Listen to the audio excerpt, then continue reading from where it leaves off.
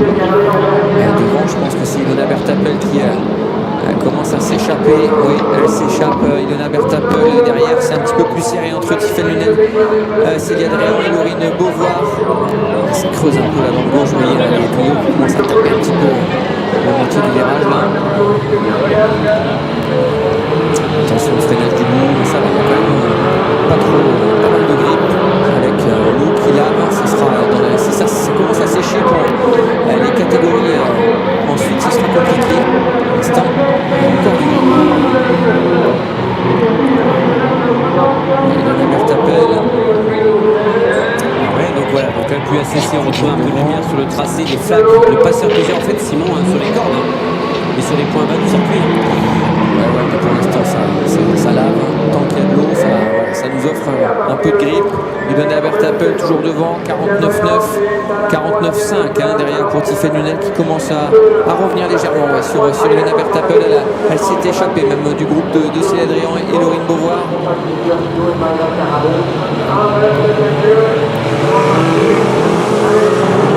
Je cherche derrière Laurine Beauvoir qui plonge dans le joker.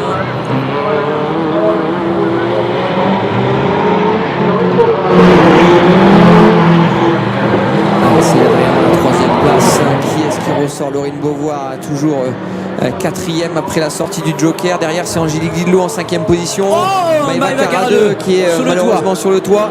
Et c'est Chloé Bigot tout à l'heure qui était cinquième. Je la cherche, on la trouve. Drapeau rouge, drapeau rouge. Drapeau rouge avec Maëva Caradeux. Elle n'est pas dans le tour joker là, Maëva Caradeux.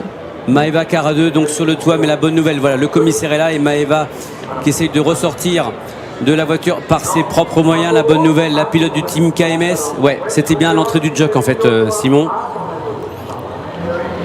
Ouais, les applaudissements, voilà. Maëva qui est sortie de l'habitacle de sa voiture, bah, l'entrée du joker. Regarde l'eau au premier plan. La bonne nouvelle pour Maëva et pour une pensée forcément pour toute la famille et tous les proches. Voilà, Maëva va bien et en même temps on avait bien pris en compte vos messages sur le chat de la chaîne YouTube Rally Cross France. Même pour nous, on avait un petit souci sonore. Ça y est, c'est réglé. Si tout va bien, on a retrouvé un équilibre entre l'ambiance du circuit et nos voix.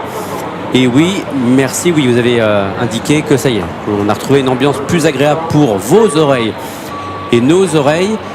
Et Béranger et Sam à la réalisation. Est-ce que vous avez le replay de ce qui s'est passé? Alors tout dépend, forcément nous on avait les yeux rivés, Simon, sur ce qui se passait devant. Qu'est-ce qu'il en est? On n'a pas vu ce qui s'est passé. On a aussi perdu Chloé Bigot qui était solidement en cinquième position. On la voyait plus.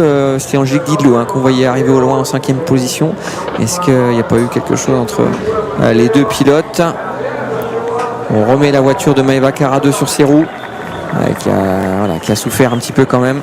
Alors ça c'est la procédure, vous trouvez il y a beaucoup de monde mais c'est logique à chaque fois, c'est le cas de Pascal Jamois, le directeur de course. Dès qu'il y a un fait, il va voir ce qui se passe avec un de ses directeurs de course adjoints, les commissaires qui interviennent, ça c'est logique, eux qui sont les plus proches, et puis en fonction de l'événement, voilà l'équipe d'extraction 72, les hommes et les femmes avec les combinaisons jaunes que vous voyez notamment sur beaucoup de circuits asphalte, circuit des 24 heures et rallycross, qui sont tout de suite déclenchés en fonction de ce qui peut se passer et qui ont pour mission de sortir éventuellement le pilote s'il reste malheureusement bloqué dans sa voiture.